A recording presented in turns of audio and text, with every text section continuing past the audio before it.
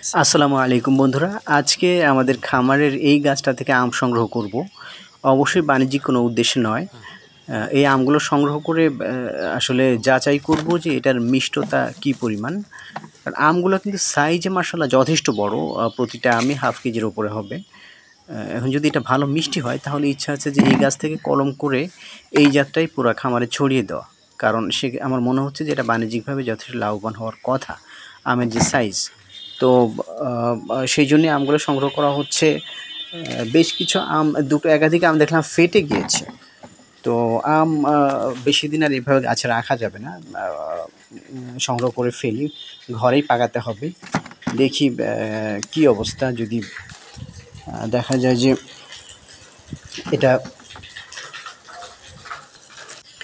আমরা ভেবেছিলাম যে এটা বোধহয় কিউজাই জাতের আম হবে, কিন্তু এখন মনে হচ্ছে না, এটা কিউজাই জাতের আম না। কারণ ওই আমগুলো একটু লাল ধরনের হওয়ার কথা, আর সাইজও এত বড় হওয়ার কথা না। তো আমার বন্ধুদেরকে, অনলাইন বন্ধুদেরকে বলবো যে যদি কেউ এই জাতটার নাম জেনে থাকেন তো একটু কাইন্ডলি কমেন্ট করবেন প্লিজ। জাতটা এমনিতে এখন পর্যন্ত সব ঠিকঠাক আছে, সব ভালো, যথেষ্ট ঝড় বৃষ্টির মধ্যেও অনেকগুলো আম কিন্তু এই গাছে টিকে গেছে। তো যদি শুধু মিষ্টি হয় তাহলে এই গাছটা বাণিজ্যিকভাবে চাষ করার খুবই উপযুক্ত। তো আমার কাজিন বেশ কষ্ট করে আমগুলো সংগ্রহ করছে। এই আমগুলা কিছু কাজিনদের প্রত্যেকের বাসায় দু একটা করে দিব, আর কিছু নিয়ে আসবো, সেগুলো ঘরে পাকাবো। পাকানোর পরে খেয়ে দেখবো যে এগুলো আসলে মিষ্টি কিনা। যদি মিষ্টি হয় তাহলে এগুলোর কলম করে বাকি জায়গাগুলোতে খামারের অনেকগুলা গাছ এই জাতের গাছে লাগানোর ইচ্ছা আছে। দেখুন যে এক গাছের আমি পুরো ঝুড়ি কিন্তু ভরে গেছে প্রায়। এই এক গাছের আমি কিন্তু প্রায় পুরো ঝুড়ি ভর্তি। তো শুধুমাত্র মিষ্টি হলে এই জাতটা বাণিজ্যিকভাবে চাষ করার যথেষ্ট উপযুক্ত বলে আমি মনে করি। দেখুন পুরো একটা একটা বালতি ভরে গিয়েছে।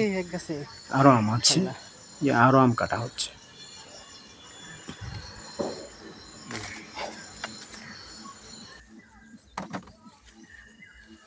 এটা আমরা কেমন করে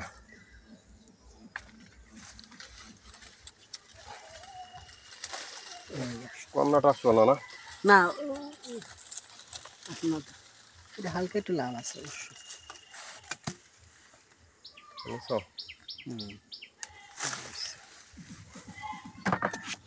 যাক, সবগুলো আম পাড়া শেষ হয়েছে।